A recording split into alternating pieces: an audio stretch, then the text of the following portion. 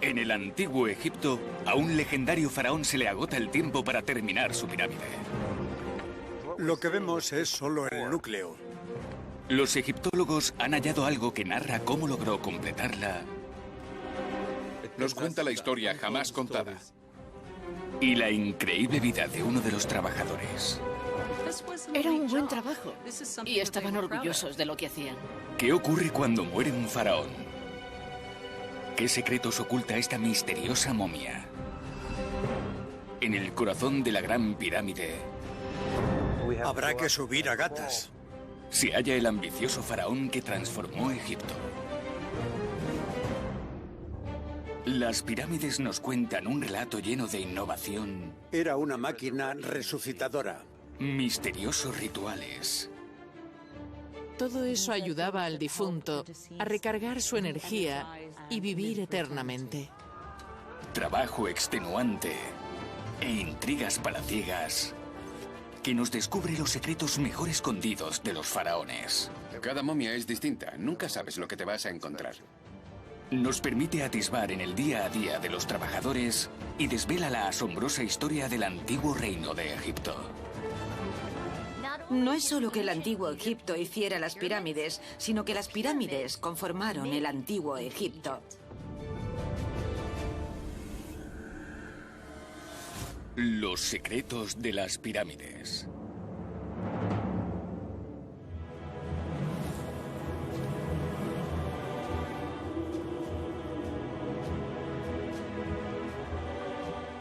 En el antiguo Egipto, un gran equipo trabaja de sol a sol en la construcción de la pirámide más grande del mundo, que será la tumba de su faraón, Keops. La Gran Pirámide.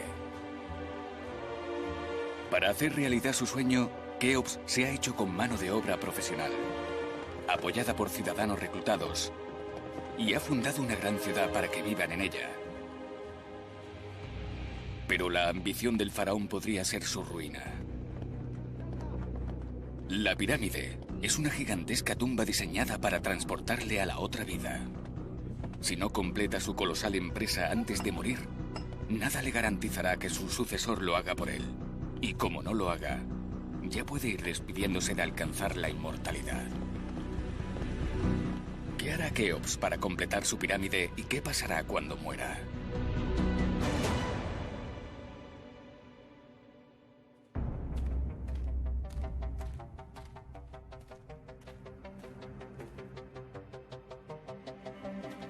El arqueólogo Mark Lehner lleva décadas recabando información sobre Keops y su monumento.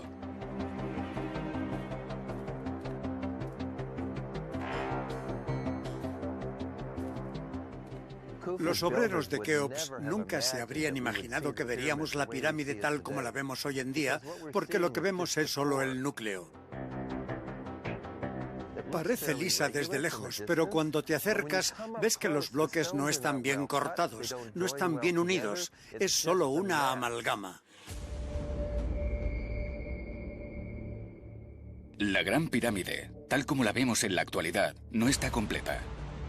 Para terminar el monumento lo antes posible, Keops utilizó 2,3 millones de bloques de caliza mal cortados para crear el núcleo.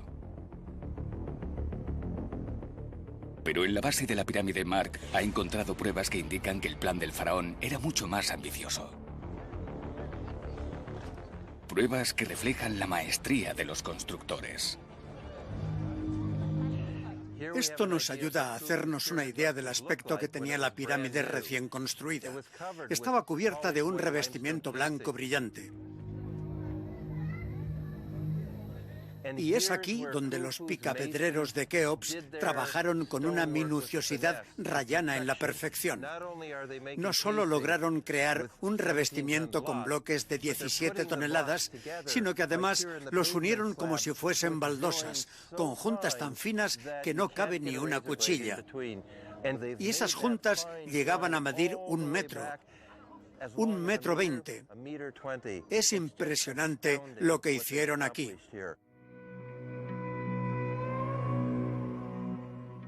Keops quería que su pirámide tuviera un revestimiento blanco liso y perfecto por un motivo muy especial.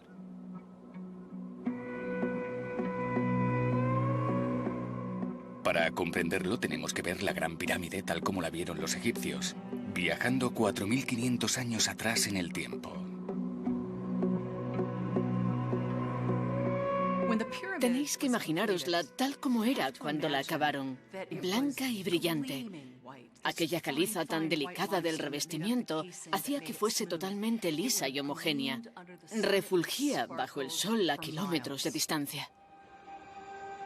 Aquella brillante pirámide blanca reflejaba la luz del dios Sol Ra, como un faro que marcaba el camino entre el mundo terrenal y el más allá. Los antiguos egipcios usaban la misma palabra para brillante y blanco, hedge. Así que crear algo blanco significaba, desde una perspectiva jeroglífica, que era brillante, resplandeciente. Fue algo deslumbrante en su momento. Un lugar muy mágico, espiritual, que parecía fusionarse con el más allá, con el mundo celestial, con el sol y las estrellas.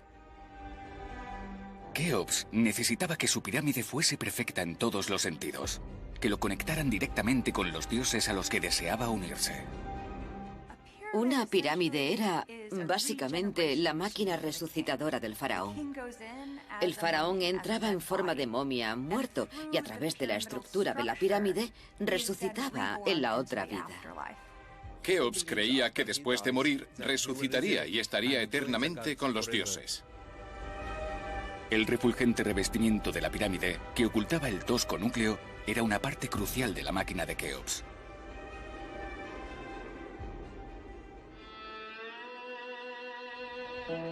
Los bloques de caliza blanca minuciosamente pulidos por los obreros fueron desapareciendo con el tiempo. Hoy en día solo queda una pequeña parte.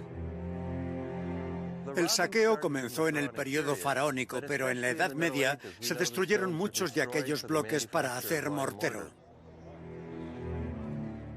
Estos sillares blancos cuentan una interesante historia sobre la última fase del ambicioso proyecto de Keops.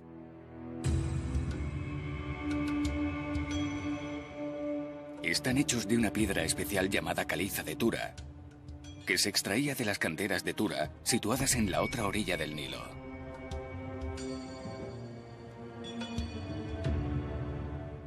El padre de Keops usó piedra de las canteras de Tura para recubrir su pirámide acodada. La pirámide acodada aún conserva el 70% de su revestimiento, lo que nos permite hacernos una idea de cómo era la gran pirámide de Keops, que era mucho más grande. El recinto en el que construyó la Gran Pirámide era inmenso. Era el más grande que se había hecho nunca para un monumento. Para terminar la pirámide, los obreros tuvieron que transportar a una distancia de 16 kilómetros los 70.000 bloques del revestimiento, que pesaban de media 2,5 toneladas cada uno. ¿Cómo transportaron los valiosos bloques de granito que necesitaban para completar la pirámide?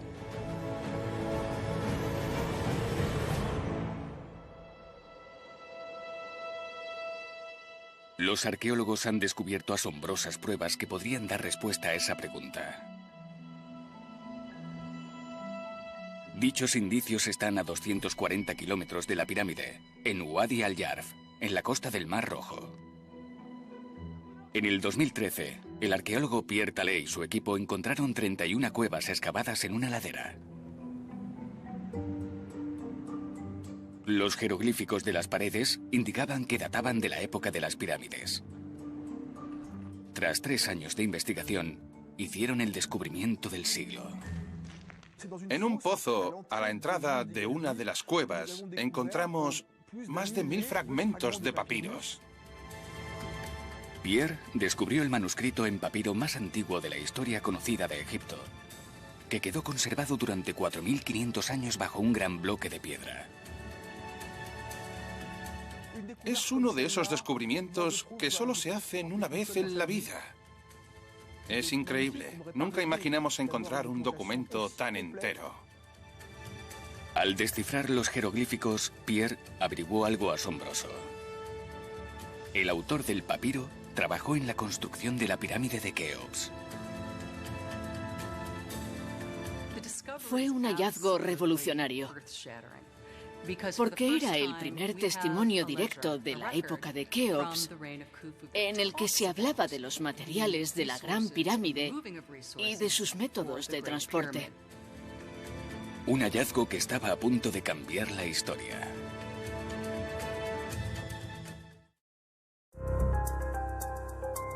En Egipto, los arqueólogos han descubierto un asombroso documento antiguo. Ese descubrimiento cambió por completo nuestra forma de entender la Gran Pirámide y su construcción, porque es un documento oficial que nos cuenta la historia jamás contada de cómo se hizo la pirámide. Ese papiro se escribió hace unos 4.500 años, durante el reinado del faraón Keops.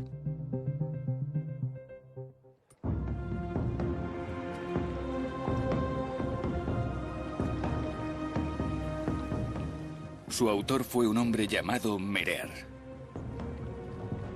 Merer era el jefe de un equipo, llamado Philae, que cargaba bloques de caliza en el puerto de las canteras de Tura.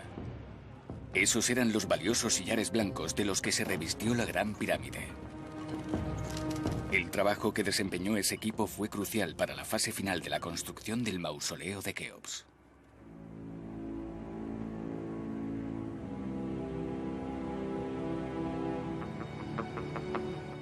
El papiro de Merer es genial, porque nos revela lo que hacía ese Philae, lo que hacían los obreros a las órdenes de Merer.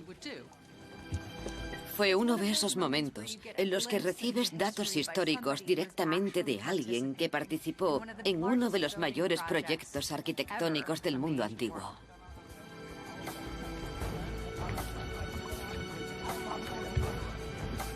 Merer llevaba un diario en el que registraba meticulosamente el trabajo que realizaba su equipo cargando bloques y enviándolos al otro lado del Nilo. Pero ¿dónde iban exactamente?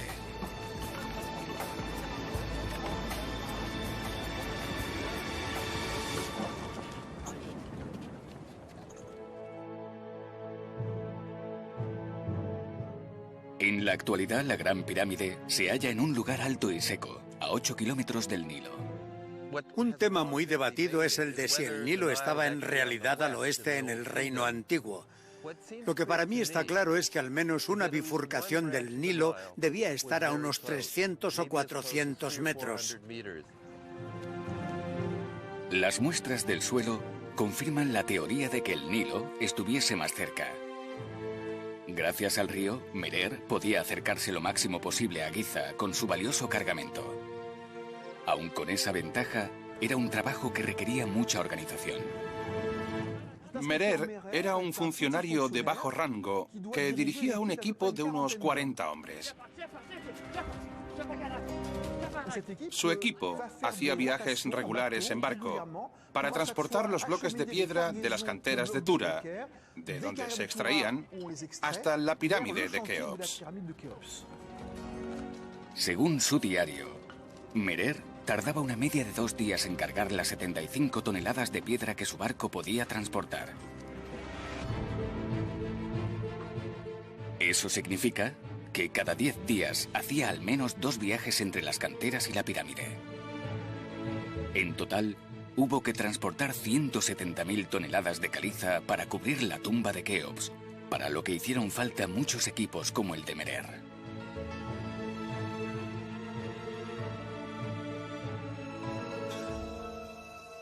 Para construir aquellos colosales monumentos no hacía falta una cantidad de obreros desmesurada, sino simplemente personas tenaces y dispuestas a repetir una misma tarea una y otra vez.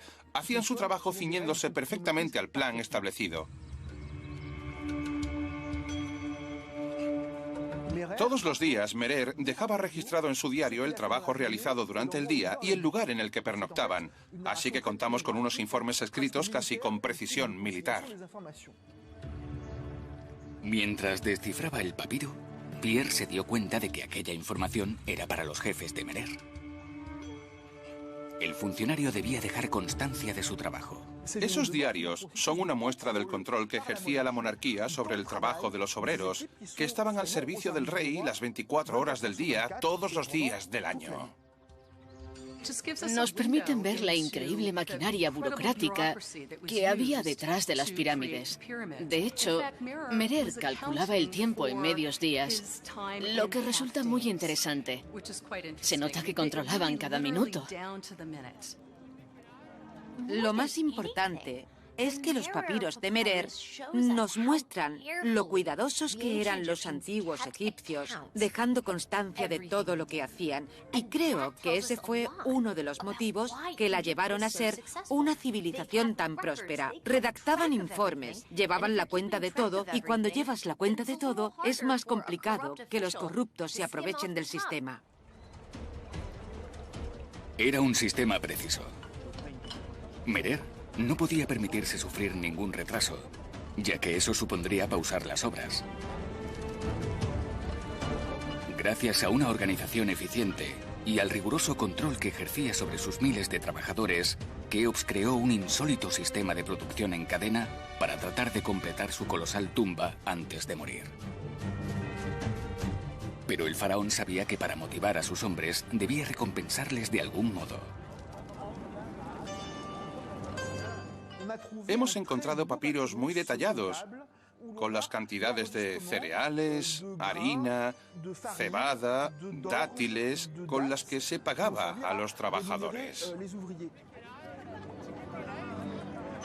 Merer anotaba los pagos con tinta roja y negra. En la columna roja estaban los pagos retrasados. Dejó constancia de que la administración real nunca llegaba a dar todo lo que quedaba acordado sobre el papel. Siempre había retrasos. Merer no dejó constancia de cómo le sentaban a él y a su equipo esos retrasos en los pagos. Pero gracias a sus diarios, los arqueólogos entienden mejor que nunca el día a día de los obreros de las pirámides. También hallaron vasijas cerca de los papiros que llevaban una inscripción que podría ser el nombre del equipo de Merer, la escolta de Keops. Este dato nos aporta una interesante instantánea de los últimos años del reinado de Keops. Merer trabajaría para él en el 26º o 7º año de su reinado, por lo que debía de estar viendo los trabajos finales de la pirámide. Merer y los demás escoltas sabían que faltaba poco para terminar la pirámide, pero también que Keops ya había alcanzado cierta edad y hay cosas que no se pueden controlar. No habría sido posible transportar grandes bloques de piedra a gran distancia si no hubiese existido el Nilo. No obstante, el Nilo no es perfecto. Durante la época de crecidas o de caudal bajo, debía ser complicado navegar río arriba y abajo. Para Keops, cualquier retraso podía tener fatales consecuencias. El marinero egipcio Merer transportaba los valiosos bloques de caliza que hacían falta para terminar la Gran Pirámide. Para cumplir con el plan de trabajo debía dejarlos lo más cerca posible de la pirámide. Pero el caudal del Nilo fluctúa durante el año, lo que hacía que fuese imposible acercarse mucho en algunos meses. Como siempre, Keops aportó una solución basada en la ingeniería, una que transformaría el paisaje.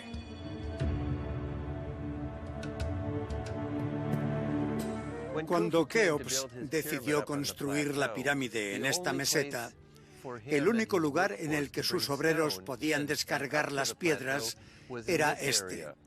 Así que creemos que Keops creó un muelle de carga.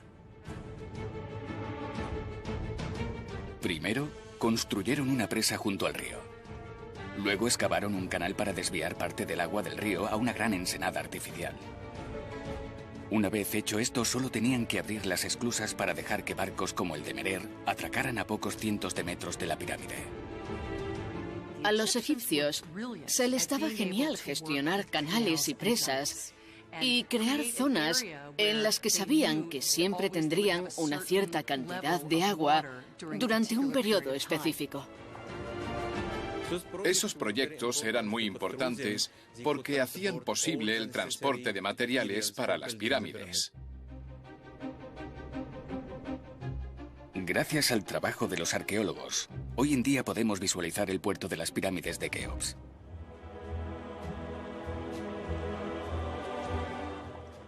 El muelle artificial donde Merer entrega su cargamento de bloques de caliza está junto a la gran ciudad que Keops fundó para acoger a sus trabajadores.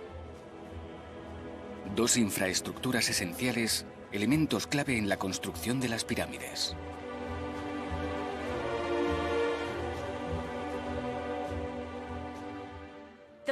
Los papiros de Merer son la prueba definitiva de que se podía ir de las canteras de Tura a la pirámide en construcción sin salir del agua. Y eso ayudaba a ahorrar dinero, mano de obra, a optimizar recursos y permitía acelerar el proceso de construcción de las pirámides.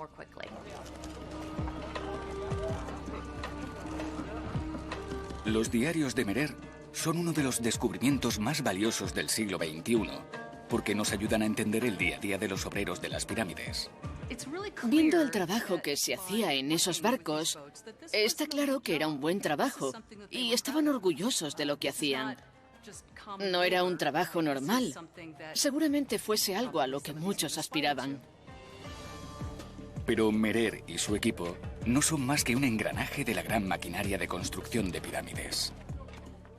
Estaban los que transportaban las rocas, los que extraían las rocas de la cantera, y luego estaba la colosal infraestructura agraria necesaria para alimentar, vestir y dar cobijo a todos los que realizaban esas tareas.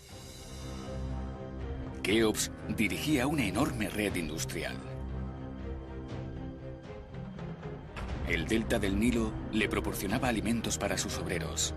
Asuán, granito para su cámara funeraria. El Sinaí, cargamentos de cobre. Y la madera de cedro la importaba de lo que hoy en día es Líbano. Esas redes, esa colonización interna de Egipto, la creación de granjas y plantaciones destinadas a alimentar a la mano de obra que vivía aquí en la ciudad perdida de las pirámides, todas esas redes, toda esa infraestructura nacional adquirió más importancia de lo que había motivado su creación, la construcción de estas colosales pirámides.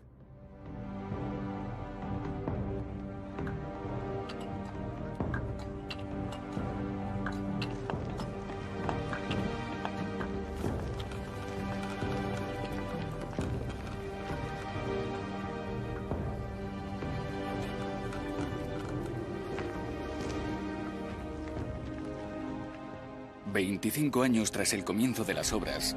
...y gracias a haber logrado movilizar a todo su pueblo... Keops pudo admirar por fin la obra de toda una vida... ...la mayor pirámide de la historia de Egipto.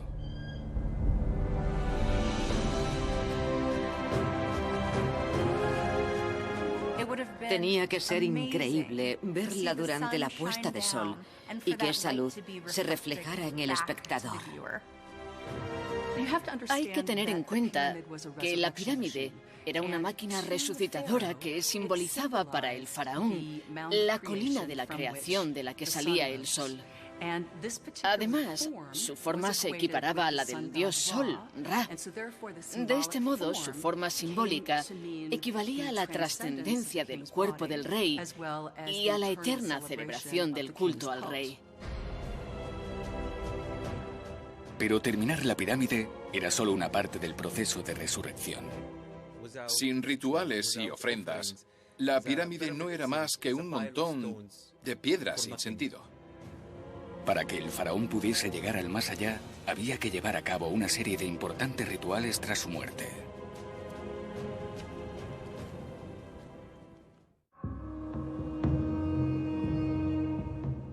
Sobre el 2483 a.C., la gran pirámide de Giza ya estaba terminada y había llegado el momento de darle uso.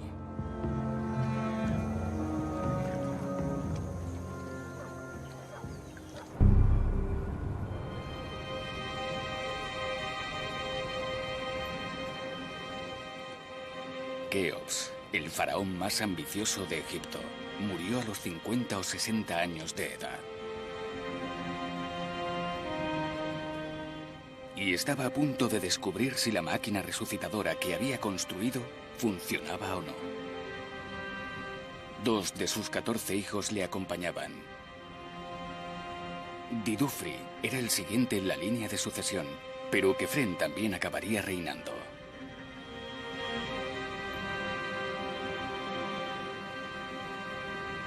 Los restos del faraón debían descansar 2 días antes de someterlos a un proceso que los egipcios conocían desde el inicio de los tiempos: la momificación. La momificación llevaba mucho tiempo practicándose en Egipto. Es anterior a las pirámides. Enterraban a sus muertos lejos del Nilo. En el desierto todo está seco, se produce una desecación natural.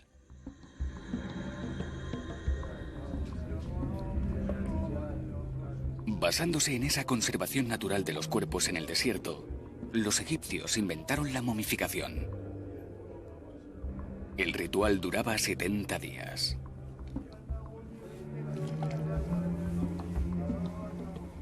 Durante la ceremonia, los embalsamadores recitaban plegarias e instrucciones sobre el proceso.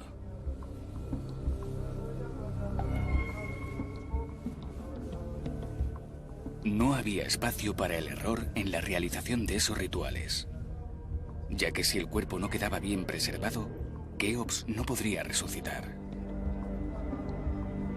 Los egipcios tenían lo que ellos llamaban Ba, que era el alma. Lo representaban a través de un pájaro con cabeza humana. El alma era lo que podía atravesar la frontera entre este mundo y el siguiente. Luego tenían algo llamado Ka, que era como el doble de la persona. Ra escoltaba el Ba del faraón hasta el sol del ocaso. Esa era la entrada al otro mundo y el comienzo de un viaje que llevaría a Keops a la vida eterna.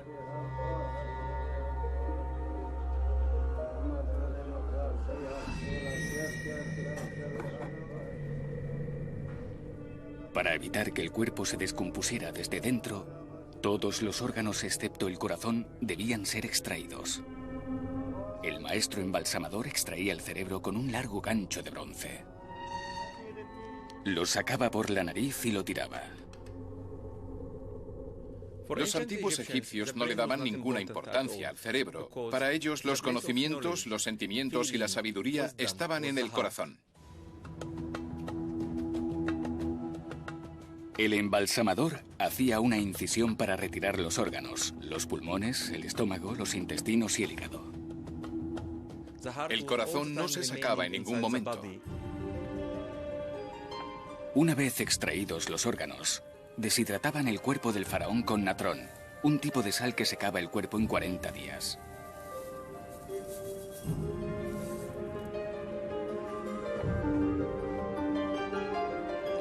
La última fase del ritual de momificación consistía en envolver el cuerpo del rey con vendas de lino previamente empapadas en una mezcla de resinas, aceites y miel.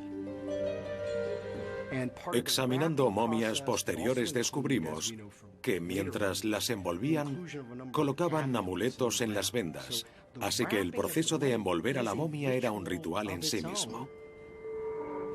Esos amuletos eran mágicos y ayudarían al rey a superar cualquier obstáculo con el que se topara en su viaje al más allá. Aquel proceso duraba 15 días y requería hasta 370 metros cuadrados de lino.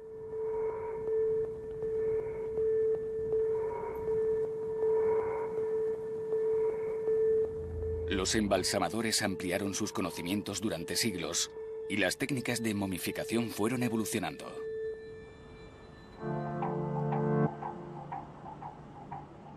El Instituto de Medicina Evolutiva de Zúrich es uno de los centros de investigación especializados en momias más avanzadas del mundo.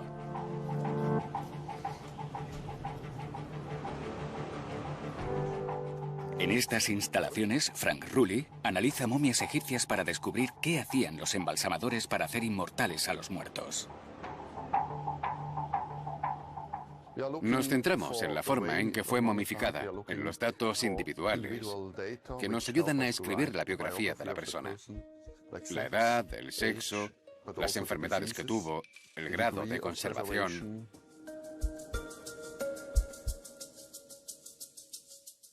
Está muy bien envuelta.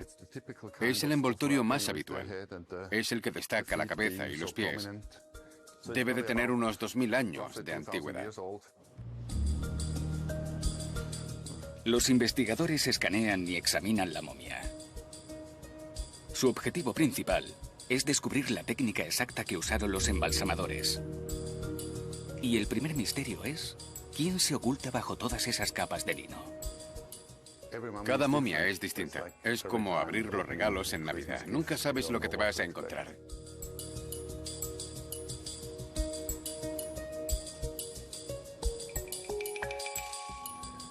Parece un individuo joven.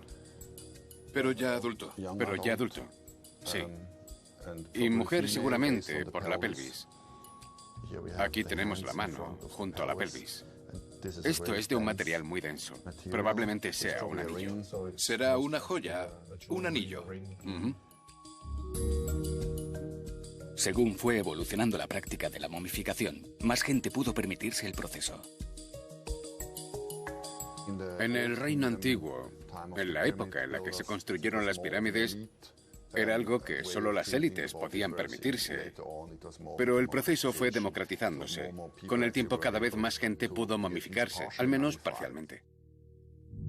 Al generalizarse esta práctica, surgió la necesidad de desarrollar técnicas más avanzadas, sobre todo en lo referente a los productos de conservación. Utilizaban bitumen, resinas, resina de conífera, por ejemplo, cera de abeja, y había otros miles de componentes que fueron cambiando con el tiempo, como también cambiaron de tejido, seguramente. En los periodos tardíos, en el Reino Nuevo, a finales del Reino Nuevo, les introducían sustancias bajo la piel para que parecieran más vivas. Esta mujer fue momificada 2500 años después del faraón Keops. Es una prueba de lo importante que era el ritual de la momificación en el antiguo Egipto.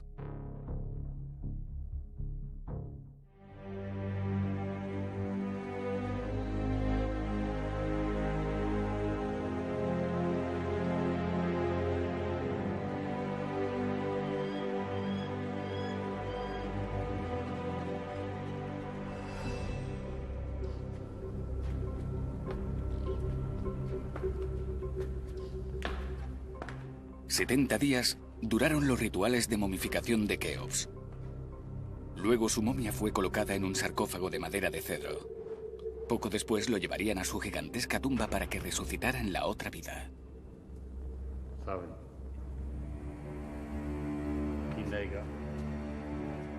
Pero antes, los sacerdotes llamaron a la oración al Ka del faraón, que es la parte del alma que permanece dentro de la momia. Un rito final que los egipcios llamaban la ceremonia de la apertura de la boca.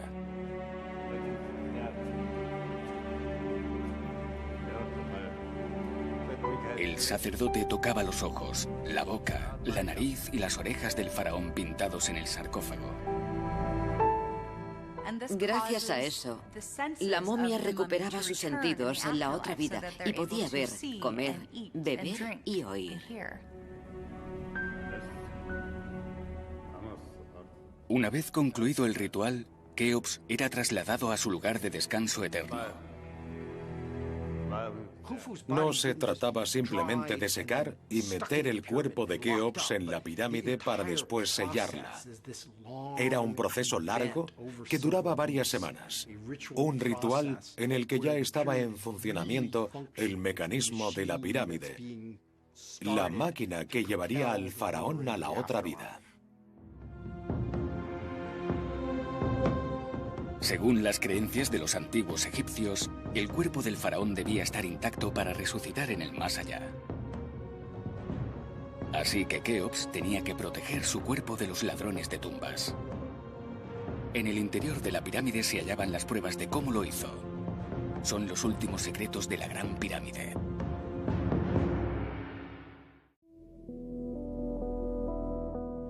En la Gran Pirámide de Egipto, El egiptólogo Mark Lehner investiga cómo colocaron y protegieron el cuerpo momificado de Keops. Para ello, accede a la pirámide por un túnel excavado por los ladrones. Este túnel lo hicieron unas personas que querían entrar en la pirámide sobre el 800 y pico después de Cristo. Y debieron girar aquí porque oyeron algo que les hizo creer que la red de pasadizos estaba aquí. Cuando Keops fue enterrado aquí, los sacerdotes tuvieron que bajar su sarcófago por un túnel de 25 metros hasta llegar a lo que hoy en día llamamos el pasadizo ascendente. El pasadizo ascendente sube a través de la pirámide en un ángulo de inclinación de unos 26 grados a lo largo de 38 metros y mide tan solo 2 metros de alto por 1,5 de ancho. Así que hay que subir medio a gatas. Imaginaos cómo fue el funeral del faraón subiendo por un túnel tan estrecho.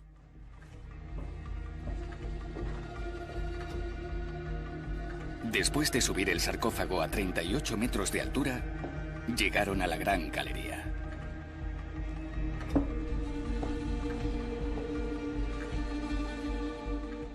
Estamos en la Gran Galería, una de las verdaderas maravillas de la arquitectura y la ingeniería antiguas.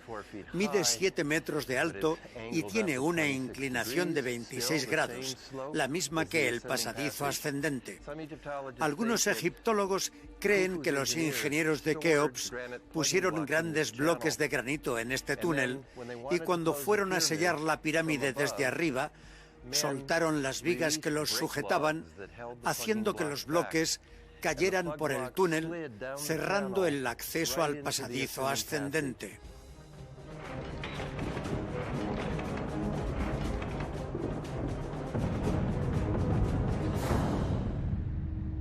Solo había un problema.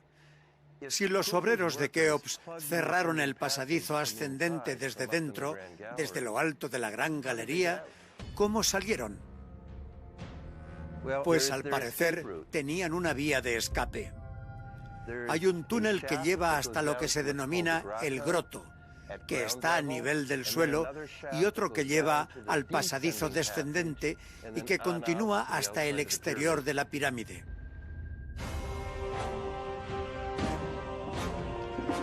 Para llegar a la cámara funeraria del faraón, los obreros tuvieron que subir el sarcófago otros 45 metros por la Gran Galería hasta llegar a una antecámara, en la que había otro sistema antirrobos. Pusieron rastrillos de granito, losas que se deslizaban por estas ranuras. Estas ranuras se crearon colocando barras de granito. Las losas se deslizaron así. 1, 2, 3, con un gran estruendo, seguramente, sellando la cámara que está aquí detrás. Ese último pasadizo conduce a la cámara funeraria del faraón. Llevo 46 años viniendo aquí y cada vez que entro en esta cámara me invade la sensación de estar en un lugar muy especial. Aquí es donde el rey debería haber encontrado el descanso eterno. Pero lo único que queda hoy en día es un sarcófago vacío. A pesar de todos los mecanismos de protección del faraón, la cámara funeraria fue saqueada. Los ladrones se abrieron paso a golpe de cincel a través del granito. Alguien sabía por dónde había que ir. Fue un trabajo orquestado desde dentro que se llevó a cabo al poco de terminar la pirámide. La estructura de la cámara funeraria es una prueba más de la magnificencia de Keops. La cámara entera, el suelo, las paredes y el techo, es de granito rojo. Estos enormes bloques provenían de las canteras de Asuán, situadas a más de 800 kilómetros. Para que la cámara aguantara los 90 metros de piedra que tenía encima, hubo que usar métodos innovadores. Los arquitectos de Keops Construyeron cámaras para reducir la presión coronadas por piezas oblicuas llamadas chevrones. Los antiguos constructores tomaron otras decisiones que atendían más a necesidades espirituales que arquitectónicas. Excavaron 2 túneles diminutos, de unos 15 centímetros de ancho, que recorrían más de 60 metros hacia arriba, desde la cámara funeraria hasta el cielo. Lo más probable es que no fuesen conductos de ventilación, sino canales. El canal norte se hizo para que el alma del faraón saliera del sarcófago y llegara hasta el cielo del norte, donde se podría reunir con las estrellas circumpolares. Todo indica que la pirámide era una primitiva máquina espiritual. Era una máquina resucitadora. La idea era que si lograban que el faraón renaciera y se reuniera con los demás dioses y con las estrellas, toda la corte y todos sus súbditos, es decir, todo Egipto, sobreviviría en el más allá con él. En la actualidad está vacía, pero los egiptólogos están convencidos de que Keops la hizo con la intención de que fuese su lugar de descanso eterno. No debería sorprendernos que, después de 4.500 años, no hayamos encontrado ninguna momia en las pirámides del antiguo reino. Tenemos, sin embargo, numerosas pruebas de que las pirámides eran tumbas.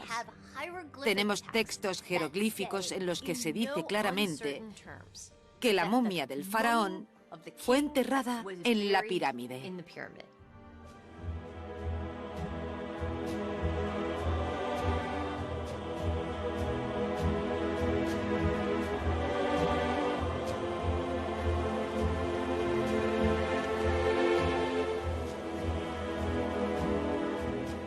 Tras años de duro trabajo y sacrificio, los constructores y los altos dignatarios del faraón rindieron homenaje a Keops por última vez. Fue el faraón más ambicioso de Egipto, que reinó al menos 27 años y dedicó la mayor parte de ese tiempo a construir el que fue el monumento más alto del planeta durante casi 4.000 años.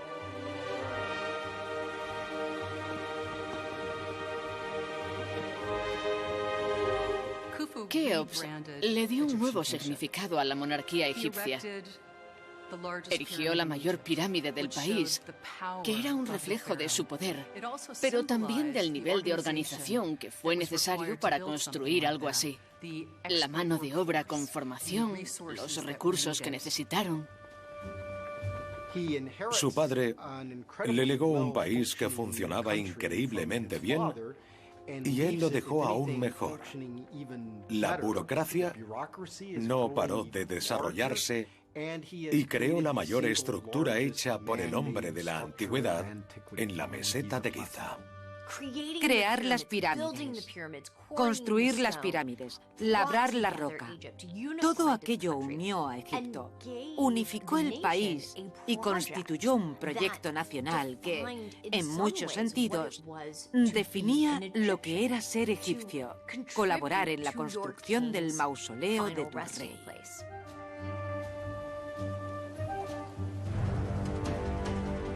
Keops fundó una ciudad para sus obreros, redirigió el Nilo y desarrolló una inmensa red industrial y comercial. Ningún faraón fue capaz de igualar las dimensiones de la gran pirámide de Keops. Pero la era de los constructores de pirámides aún no había acabado, y la meseta de Giza albergaría más estructuras monumentales.